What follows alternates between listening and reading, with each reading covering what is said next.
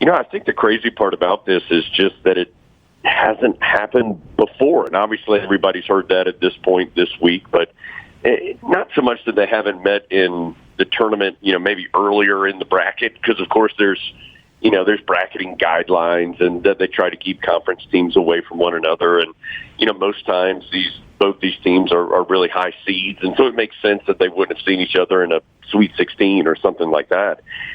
But the fact that they've never met in the Final Four, this is the 38th time that between the two schools they've been to the Final Four. Carolina's been 21 times, Duke's been 17.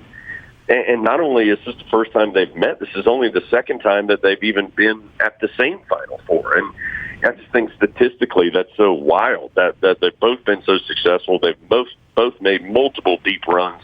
Of course, both have a bunch of titles, and they just hadn't seen each other. And so inevitably it was going to happen, and this is the year. So, yeah, I do think that from a media perspective and a fan perspective, a lot of the talk about this game is who it is the rivalry aspect, and that makes total sense, and I understand it.